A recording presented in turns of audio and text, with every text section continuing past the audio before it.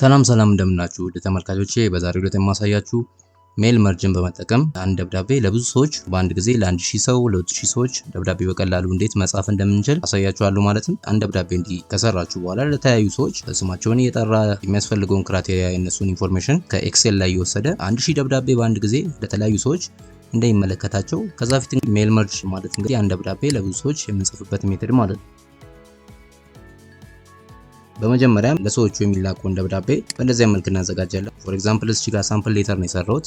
የሚደርሳችሁ ደብዳቤ ቱ ብለን ምንም አንጽፍም፣ እዚህ ጋር ባዶ አድርገን እንድናስቀምጣለን። ከዛም previously you are working at the organization at dash position የኛውን የሱን ከዚህ በፊት ሲሰራበት የነበረበትን ፖዚሽን እየወሰደ ከዚህ በፊት ሲሰራበት የነበረውን ሳላሪ but now you have gotten the best efficiency to upgraded to any position of ብሎ እዚህ ጋር አዲስ ፖዚሽን እንደሚያስገባ ይሄን ያህል ብር ለምሳሌ አዲሽናል ብር ተጨምሮለት ይሄን ተዩር ሳላሪ ብሎ እዚህ ጋር አዲሱን ሳላሪ እንደሚያስገባለት የሚያደርግ እንደዚህ አይነት ደብዳቤ ለመቶ ሰዎች ለምሳሌ መስራት ፈለግን ቢሆን የሰዎቹን ኢንፎርሜሽን ኤክሴል ላይ በእንደዚህ አይነት መልክ የተቀመጠ ደግሞ ዳታ ሜቢ ሊኖረን ይችላል ማለት ነው።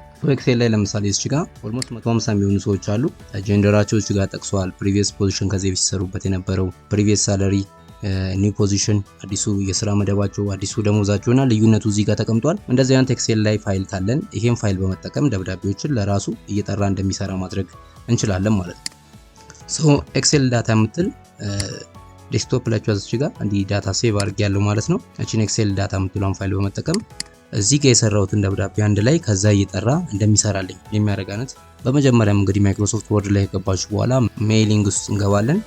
ሴሌክት ሪሲፓንትስ የምትለውን እቺን እንመርጣለን። ካሉ ሊስቶች ውስጥ ኤክሴል ላይ ስላለን ዩዝ ኤግዚስቲንግ ሊስት የምትለውን እንመርጥና ከኤክሴል ላይ ዳታ ሴቭ ያደረግናትን ዳታ እቻት ኤክሴል ዳታ የምትለውን ሎኬት እናደርግና ኦፕን እንለዋለን ማለት ነው።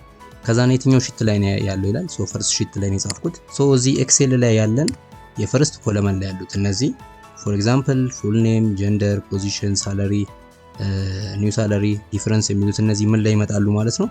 በቀጥታ የሜል መርጅ እዚህ ጋር ስላገናኘን የመጀመሪያው ኮለመን እዚህ ጋር ይመጣሉ ማለት ነው። ፉል ኔም፣ ጀንደር፣ ፕሪቪየስ ሳላሪ የሚሉት እዚህ ጋር በዚህ አይነት መልክ ይመጡልናል። ሶ እዚህ ጋር this letter is to ካልን በኋላ የመጀመሪያው ስም አንደኛው ኮለመን ላይ ፉል ኔም የምትለዋ ላይ ነው ያለችው። ፉል ኔም መርጣለሁ ማለት ነው።